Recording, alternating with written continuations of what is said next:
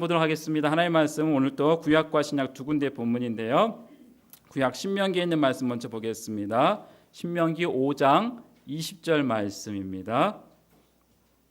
신명기 5장 20절, 제가 든 성경 구약 269쪽에 있는 말씀입니다. 우리 한 목소리를 함께 합독합니다. 시작. 내 이웃에 대하여 거짓 증거하지 말지니라. 아멘. 신약 야고보서 3장 1절에서 12절 말씀입니다. 제가 든 성경 신약 373쪽에 있는 말씀입니다. 373쪽 야고보서 3장 1절에서 12절 말씀입니다. 우리 한 절씩 교독하겠습니다. 내 형제들아, 너희는 선생된 우리가 더 큰 심판을 받을 줄 알고 선생이 많이 되지 말라.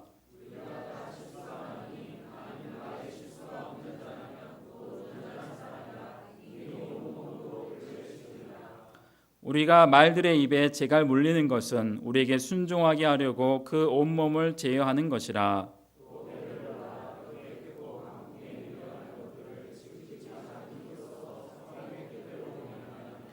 이와 같이 혀도 작은 지체로 돼 큰 것을 자랑하도다. 보라, 얼마나 작은 불이 얼마나 많은 나무를 태우는가.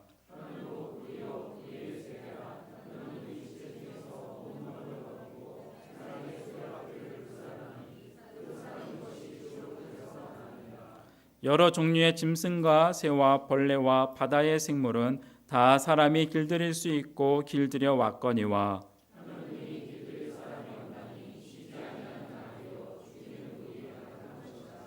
이것으로 우리가 주 아버지를 찬송하고 또 이것으로 하나님의 형상대로 지음을 받은 사람을 저주하나니.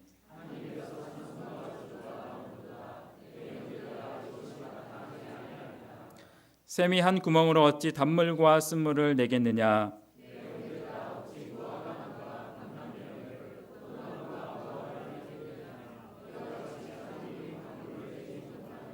아멘.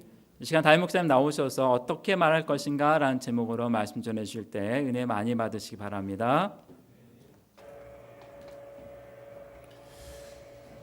십계명의 제9계명은 내 이웃에 대하여 거짓 증거하지 말지니라 하는 계명입니다. 한마디로 거짓말하지 말아라 이 말씀이에요. 하나님께서는 성경 전체를 통해서 거짓을 버리고 진실을 말할 것을 얼마나 강조하시는지 모릅니다. 성경은 말합니다. 마귀는 거짓의 아비요 우리 주님은 길이요 진리요 생명이시다. 하지만 우리는 이 말씀을 대수롭지 않게 가볍게 생각하는 경향이 있습니다. 우리가 전에 어둠 가운데서 살았을 때는 거짓말하면서 살았습니다. 거짓말하는 것이 특별히 죄라는 인식조차 없었습니다.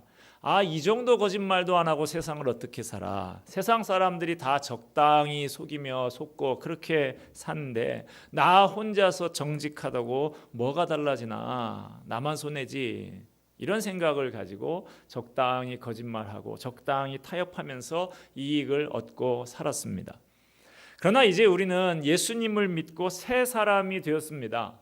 어두운 데서 나와서 생명의 길로 빛의 길로 인도함을 받은 사람들입니다. 그러므로 이제는 더 이상 거짓의 아비인 마귀를 닮은 삶을 살 것이 아니라 우리를 창조하고 우리를 구원하신 주님의 모습을 닮아야 합니다. 길이요 진리요 생명이신 예수님을 따라서 거짓을 버리고 진실된 말을 하면서 살아야 하는 것이죠.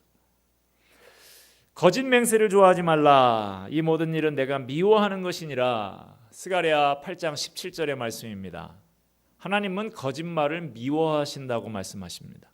하나님의 자녀가 된 우리가 하나님이 미워하시는 것을 함께 미워할 줄 알아야 합니다. 하나님이 고치라고 하는 것은 고쳐야 됩니다. 하나님이 뿌리 뽑아라고 하는 것은 힘을 다해서 뽑아내야 합니다. 하나님을 사랑한다면 하나님이 싫어하시는 것을 우리도 함께 싫어하는 것이 정상인 것이죠. 하나님이 그토록 싫다고 하시는 것을 그냥 내버려 둘 수가 없는 것입니다. 영적인 잡초 뜯어내 버려야 됩니다. 거짓 영적인 암덩어리 잘라내 버려야 하는 것입니다. 때로는 정직한 것 때문에 좀 손해를 본다 하더라도 정직하게 진실을 말해야 합니다. 예전에 섬기던 교회에서 우리 교역자들끼리 족구 시합을 한 적이 있는데요. 네트 낮게 좀 쳐놓고 양쪽에서 4명씩 공 오가는 거 보셨죠? 상대편에서 볼을 탁 찼습니다. 우리 편 저 수비수 하는 목사님 발에 살짝 스치고 라인 밖으로 나갔습니다. 근데 그날 날이 좀 흐려가지고요, 우리 편끼리는 봤어요. 근데 저쪽 편은 못 봤어요. 어떻게 했을까요? 순간 그 짧은 한 1초간에 우리들끼리 목사님들끼리 눈빛이 싹 오가면서 그냥 넘어가기로 이렇게 약속을 했는데 그 발에 스친 목사님이 손을 딱 드는 거예요. 제 발 맞고 나갔습니다. 우리가 아이고. 근데 그 목사님 말, 이거 그냥 넘어가고 나면 마음이 편하겠어요? 그래서 말했다고. 이까짓 거에 목사가 거짓말을 해서 되겠냐고. 여러분, 정직하고 진실해야 우리의 마음에 평안이 찾아옵니다. 그런 사람을 하나님께서 기뻐하시고 복을 부어 주십니다. 제 9계명의 말씀을 잘 지키려고 하면 단순히 거짓말하지 않는 것만 가지고는 부족합니다. 예수님께서는 모든 율법은 하나님 사랑, 이웃 사랑, 이것으로 요약될 수 있다고 하셨습니다. 이 원리에 따르면 제 9계명은 거짓말하지 않는 것으로 그치는 것이 아니라 우리의 언어 생활이 내 가족과 이웃을 향한 사랑의 언어로 바뀌어야 제대로 지킨다고 할 수가 있는 것이죠. 그런 의미에서 오늘 우리가 읽은 야고보서의 말씀을 중심으로 우리 언어 생활에 대해서 다시 한번 생각해 보도록 하겠습니다. 야고보서는 전체적으로 살아있는 믿음, 행함이 있는 믿음, 실천하는 믿음을 강조하고 있는 성경입니다. 그러면서 이 5장밖에 안 되는 짧은 야고보서에서 성도의 언어 생활에 대해서 여러 차례 반복해서 강조하고 있습니다. 그 이유가 뭘까요? 야고보는 예루살렘 교회에서 30년 정도 목회한 목회자입니다. 30년을 목회를 하면서 교회 안에서 성도 간의 생활에서 제일 중요한 부분이 말이라고 판단하고 있는 것 같아요. 많은 문제들이 결국은 말 때문에 일어납니다. 가정 불화도 말 때문에 일어나는 경우가 많고요. 교회의 분열과 다툼도 말 때문에 일어나는 경우가 태반입니다. 그래서 성도들은 각별히 말을 조심해야 되고 말을 잘해야 하고 말을 지혜롭게 해야 합니다. 여러분, 속이 좋지 않아서 의사에게 가면 의사가 해보세요 그러더라고요. 입을 벌려보라고 해서 내 혀 색깔이 어떤지 입안을 살펴보고 합니다. 입안만 봐도 그 사람의 건강 상태를, 그 속 상태를 어느 정도 판단할 수 있다는 거예요. 영적으로도 마찬가지입니다. 어떤 사람의 입에서 나오는 말을 들어보면 그 사람의 영적인 건강 상태, 영적인 됨됨이를 어느 정도는 알 수가 있습니다. 우리는 그냥 난 농담으로 말한 건데 뭘 그런 걸 갖고 그래 생각할 때가 있습니다. 그러나 우리가 무심코 내뱉은 말이 상대방의 가슴에 비수가 되어서 꽂히는 심각한 결과를 초래할 수가 있습니다. 그렇기 때문에 오늘 본문에서 야고보는 선생이 되려고 하지 말라라고 경고하고 있습니다. 1절 말씀, 내 형제들아 너희는 선생된 우리가 더 큰 심판을 받을 줄 알고 선생이 많이 되지 말라. 여기서 선생은 누구를 가리킵니까? 교회에서 지도적인 위치, 지도적인 자리에 있는 사람들을 말하는 것입니다. 더 큰 심판을 받을 줄 말고 선생이 되지 말라. 정말 선생이 되면 안 된다는 것인가요? 교회 지도자의 자리에 가지 말아야 한다는 것인가요? 그게 아니죠. 선생이 되는 것이 나쁘다는 말이 아니라 선생이 되면 아무래도 말을 많이 하게 되니까 그만큼 말에 실수할 가능성도 크다는 것입니다. 그러므로 영향력이 있는 자리에 있는 사람일수록 더욱 더 말을 조심하라는 뜻인 것이죠. 하루에 사람이 사용하는 단어의 수를 조사해 봤더니 남자가 하루에 사용하는 어휘수는 평균 12,000개 정도 된다 그럽니다. 여자는 좀 많겠죠? 2만 5천 개 정도, 2배가 넘는다고 그래요. 일생 동안 우리가 하는 말을 하는 시간을 합치면 13년 동안 쉬지 않고 말을 한다고 그래요. 사람이 1년 동안 말하는 것을 책으로 펴내면 400페이지 책으로 132권을 출판할 수 있다고 합니다.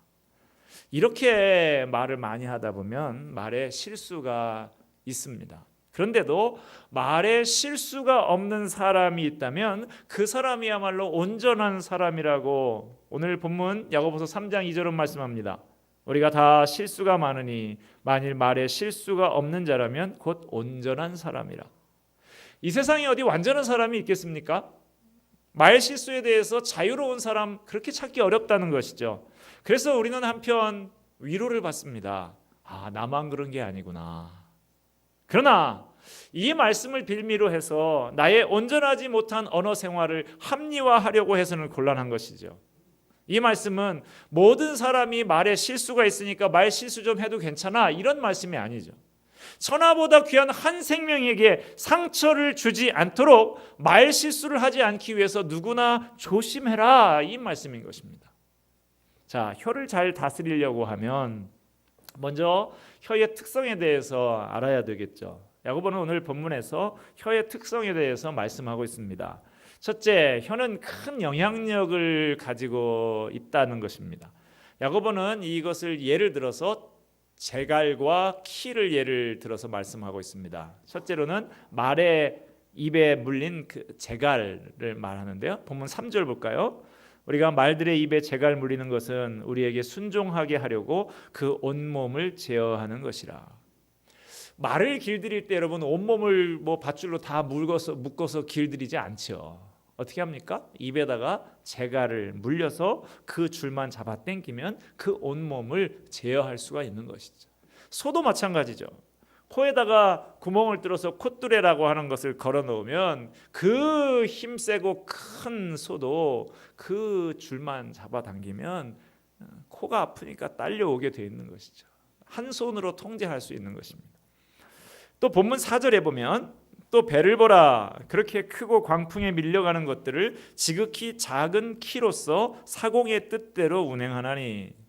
키는 배의 방향을 조정하는 장치죠. 비록 그 장치가 작은 것이지만 아무리 큰 배도 자그마한 키를 가지고 배의 방향을 좌지우지하는 것입니다. 이처럼 혀는 그 크기는 매우 작지만 우리의 삶에 있어서 혀가 가진 영향력이 매우 크다는 거예요. 그러므로 이 혀를 바로 잡아야 우리의 삶을 바로 잡을 수 있다는 것입니다. 혀의 특성 두 번째는 혀에는 파괴적인 면이 있다는 것입니다. 5절 6절 말씀 보면 보라, 얼마나 작은 불이 얼마나 많은 나무를 태우는가. 혀는 곧 불이요 불의의 세계라. 혀는 우리 지체 중에서 온몸을 더럽히고 삶의 수레바퀴를 불사르나니 그 사르는 것이 지옥불에서 나느니라. 혀를 불씨, 작은 불씨에 비유하고 있습니다. 작은 불씨가 옮겨 붙으면 온 산을 다 태우는 것이죠.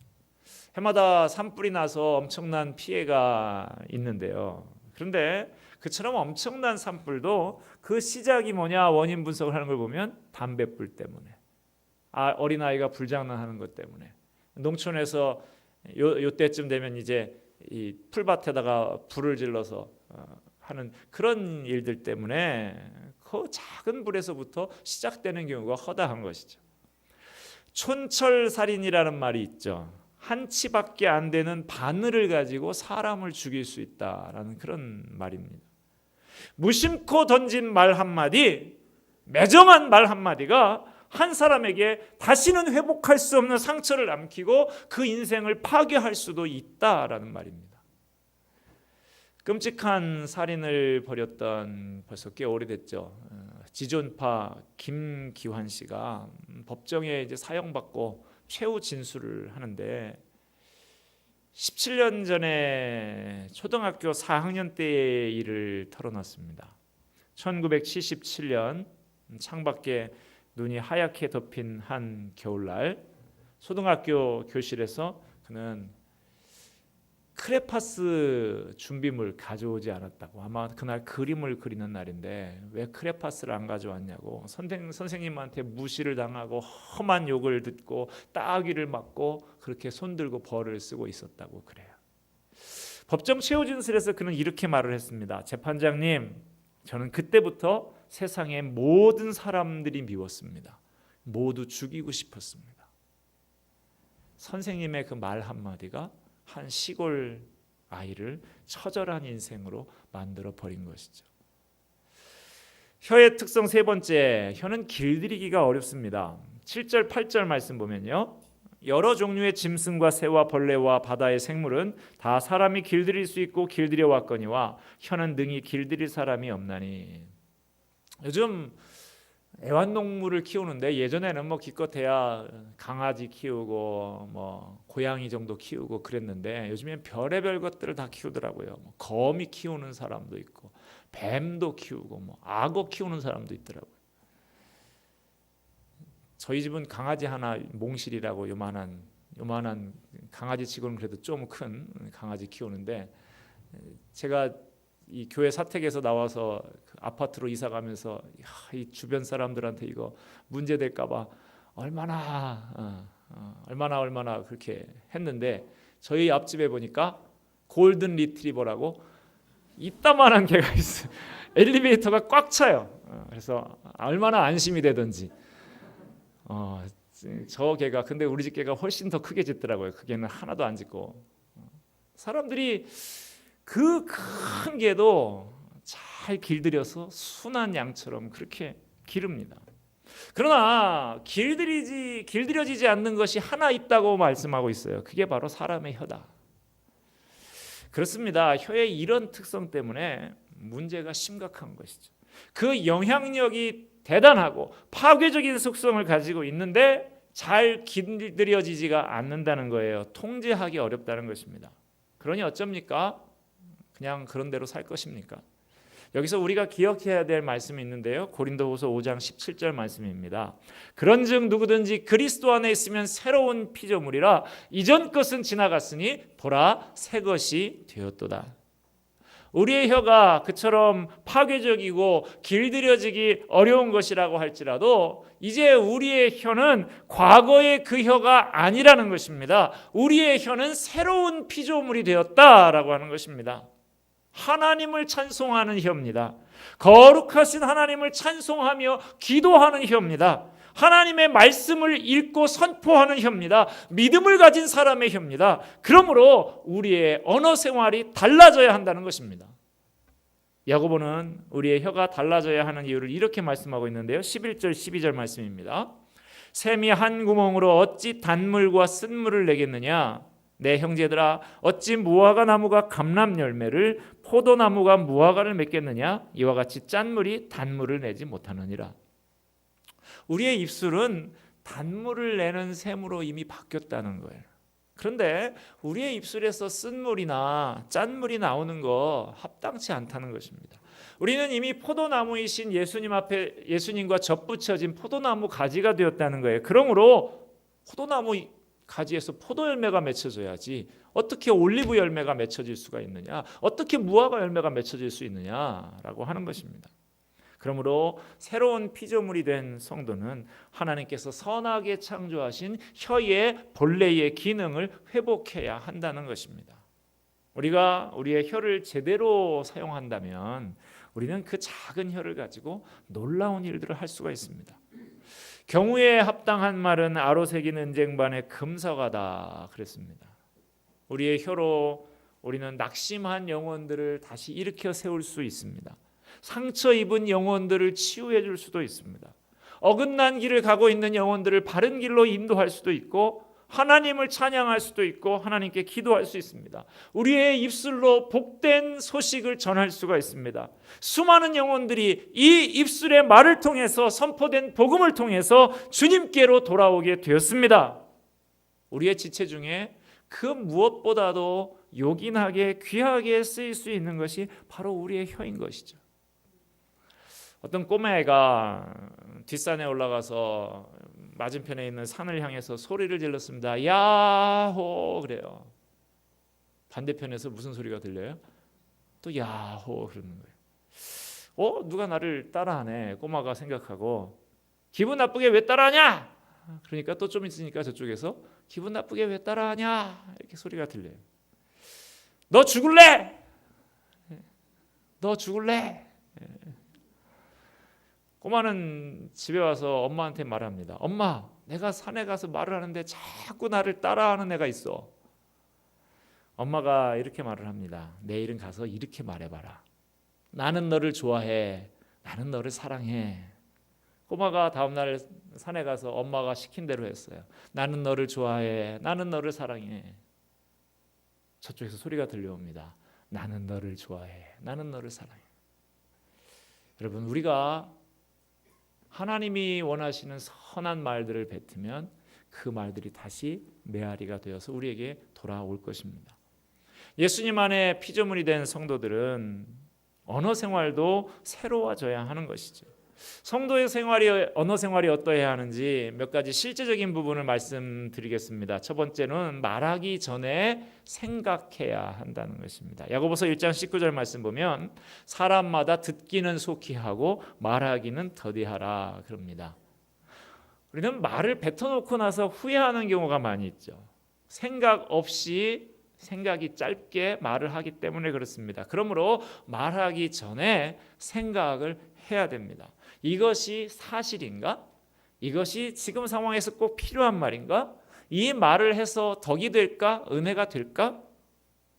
하나님 앞에서 우리의 언어 생활을 놓고 기도해야 됩니다. 시편 141편의 기자는 이렇게 기도합니다. 내 입에 파수꾼을 세우시고 내 입술의 문을 지키소서. 우리도 이렇게 기도할 수 있게 되기를 바랍니다. 해서는 안 될 말이 나오지 않도록 내 입술을 하나님 좀 지켜주십시오. 기도하시기 바랍니다. 성도의 언어 생활 어떠해야 합니까? 두 번째는 부정적인 말 대신 긍정적인 말, 죽이는 말 대신 살리는 말을 하라는 것입니다. 유고슬라비아의 작은 마을 성당에서 신부가 미사를 집행을 하는데 그 복사라 그래서 왜 수종 드는 아이 있잖아요. 그 아이가 잔을 들고 있다가 떨어뜨려서 포도주가 다 엎어지고 쏟아진 거예요. 신부가 그 아이의 뺨을 때리면서 다시는 너 이 자리에 나타나지 말아라 꾸짖었답니다. 그때 이 아이가 충격을 받고 성당을 떠나서 정말 다시는 거기에 가지 않았는데 나중에 가장 반기독교적인 독재자가 돼서 많은 백성들을 억압하고 탄압했던 유고의 대통령 티토라고 하는 사람이 바로 그 사람입니다. 3,000명 이상의 고아를 길렀던 고아의 아버지라고 불렸던 조지 뮬러, 이 사람 청소년 시절에는 동네에서 소위 말하는 비행 청소년이었습니다. 아버지의 돈 훔치고 거짓말을 일삼고 친구들하고 어울려서 유흥업소를 출입하고 경찰서를 들락거리고 이런 아이였어요. 이런 그의 마음을 다시 잡게 하고 오늘날 기독교 역사에 빛나는 인물로 만든 것은 말 한마디였습니다. 얘야, 나쁜 버릇을 하루아침에 고칠 수는 없지만 하나님께서는 한 번 택한 자녀를 결코 버리지 않으신다. 낙심하지 말고 노력하면 너는 반드시 훌륭한 사람이 될 거야. 어느 날 동네 목사님이 말했던 그 한마디의 말이 조지 뮬러를 변화시켰습니다. 우리의 말 한마디가 한 사람의 인생을 살리기도 하고 망치기도 합니다. 할 수 있는 대로 긍정적인 말, 사람을 살리는 말을 하시는 저와 여러분이 되기를 바랍니다. 성도의 언어 생활 어떠해야 하냐? 세 번째는 먼저 마음을 다스려야 한다는 것입니다. 사실 진짜 문제는 혀에 입술에 있는 것이 아니죠. 우리의 속마음에 문제가 있는 것이죠. 마태복음 12장 34절 말씀에 마음에 가득한 것을 입으로 말한다 그랬습니다. 우리의 입술은 마음과 연결이 되어 있습니다. 말이 거친 사람, 그 속에 분노가 있다는 것이죠. 말이 부정적인 사람, 마음에 두려움이 많기 때문입니다. 자랑을 늘어놓기 좋아하는 사람, 그 마음이 불안하기 때문인 것이죠. 음란한 이야기를 늘어놓는 사람, 그 마음이 청결하지 못한 것입니다. 비판적인 말을 일삼는 사람은 마음이 삐뚤어져 있기 때문에 그런 것이죠. 문제는 마음에 있습니다. 그러므로 해답도 마음에 있습니다. 혀를 다스리고 입술을 다스리려고 하면 먼저 마음을 다스려야 하는 것이죠. 성령님께서 우리의 마음을 지배하시고 우리의 마음이 변화될 때 우리의 입술도 변화될 수 있는 것입니다. 입술이 깨끗하려고 하면 내 마음의 생각이 참된 것으로 가득 채워져 있어야 합니다. 주님의 생각으로, 주님으로 가득 채워져 있어야 합니다. 그때 우리의 언어 생활도 변화가 일어나게 되는 것입니다. 말씀을 맺고자 합니다. 말 한마디라고 하는 시에서 좀 인용하고자 합니다. 부주의한 말 한마디가 싸움의 불씨가 되고 잔인한 말 한마디가 삶을 파괴한다.